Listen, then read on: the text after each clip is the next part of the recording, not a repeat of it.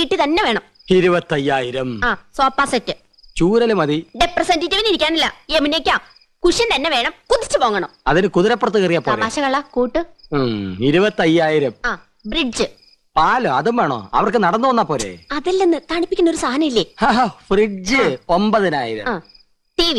Black and white പോരെ? ഓരോ colour തന്നെ വേണം. 10-20 അടി നീളം വേണം. 10-20 അടി നീളോ? ഇഞ്ചായിരിക്കും. ഇഞ്ചെങ്കിൽ ഇഞ്ച്. ഇനി ഒയറില്ലാത്ത ഫോൺ, അതൊരെണ്ണം മതി. മൊബൈൽ. മൊബൈല് ഒയറില്ലാത്തോണ്ട് വില കുറവായിരിക്കും. ഇനി അയ്യോ, ഇനി മടക്കല്ലേ, ഒടിഞ്ഞു. തൽക്കാലം ഇത്രയൊക്കെ മതി. മതി. ഇനി ഇതിന് പണം ഉണ്ടാക്കാനുള്ള വകുപ്പും കൂടി പറഞ്ഞു തന്നെ. മൊത്തം പണം കൈ വെച്ചോണ്ടാണോ എല്ലാരും ഇതൊക്കെ മേടിക്കുന്നത്? ഇൻവെസ്റ്റ്മെന്റ് വാങ്ങണം. ഇൻസ്റ്റാൾമെന്റ്. അതെങ്കിൽ അത് അങ്ങനെ ആവുമ്പോ മാസം തോറും ഈസി ആയിട്ട് അടയ്ക്കാം. അല്ലെങ്കിൽ കടം വാങ്ങണം, പലിശ കൊടുക്കണമെന്നല്ലേ ഉള്ളൂ. എന്താ മുൻഷി പരമേശ്വരൻ പിള്ളയുടെ മകനെ കടം കിട്ടില്ലെന്നുണ്ടോ? നോക്ക്, നിസ്സാരമായിട്ട് തള്ളരുത്. ഇത് നമ്മുടെ പ്രസ്റ്റീജ് ഷൂസാ. എന്തു പറയണ?